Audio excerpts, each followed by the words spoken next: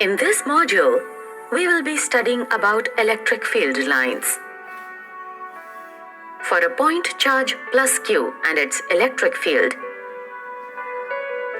let us introduce a unit positive charge at a point N1 in the electric field of Q.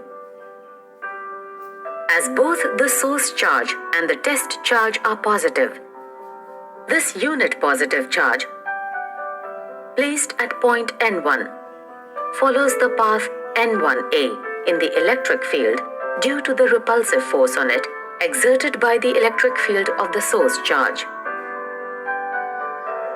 Thus, path N1A represents an electric line of force or an electric field line. An electric field line represents the path followed by a unit positive charge in an electric field. Now, if we repeat this procedure for various points in the electric field, we obtain the electric field lines around the charge. Electric field lines are used to represent the electric field of a charge or a system of charges pictorially. In fact, the electric field lines follow the same direction as the electric field vector at any point in the electric field. Since electric field line is the path followed by a unit positive charge in an electric field, if we draw all the electric field lines for the electric field of the given source charge Q, the electric field lines appear as shown. Electric field lines help us estimate the electric field strength. The relative density or closeness of the field lines at different points gives an indication of the relative strength of the electric field at those points.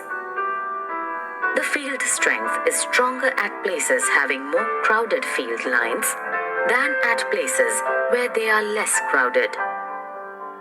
To illustrate this, let us now consider two regions, P and Q, of same area placed normal to the field lines in the electric field.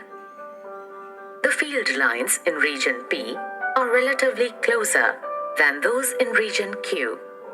The number of field lines passing normal to an area is proportional to the magnitude of the electric field strength at these points. This indicates the strength of electric field at P is greater than that at Q. As the electric field strength is stronger at region P than Q, as the field strength varies from region to region.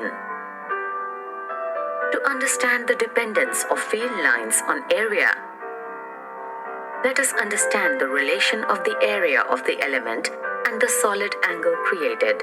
It is important to note that solid angle is a measure of a cone. When the intersection of a cone with the sphere of radius r is considered, the solid angle delta omega subtended by the area element is defined as delta s by r square, where delta s is the area in the sphere, which is the area element cut out by the cone. Let us label it as equation 1. Therefore, delta s is equal to r square delta omega. Let us label it as equation 2.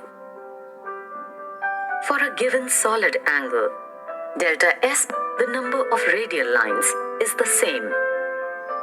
At two different points, say A and B in the electric field, which are at distances r1 and r2 from the charge, we had seen that the area of the elements subtending the same solid angle, delta omega, will be delta S1 is equal to R1 square delta omega at A and delta S2 is equal to R2 square delta omega at B, respectively.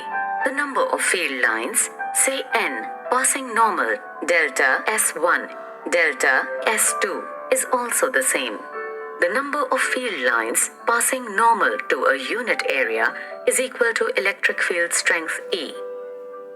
Therefore, the electric field strength E1 at A will be equal to the number of field lines per unit area at A, which is equal to N upon delta S1 or N upon R1 square into delta omega by using the value of delta S1. Let us label it as equation 3.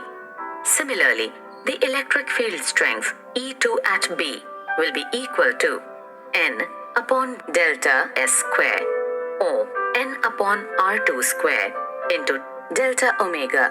Let us label it as equation 4. If we divide equation 3 and 4, we see the ratio of electric field strength at A and B is equal to R2 square upon R1 square.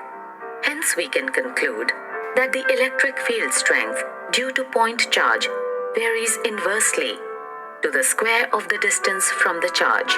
From the equations 3 and 4 we see that even though the number of field lines N and solid delta omega are the same at A and B, the electric field strength E, which will be equal to number of field lines per unit area, is proportional to 1 upon R square, where R is the distance of the point from the charge Q.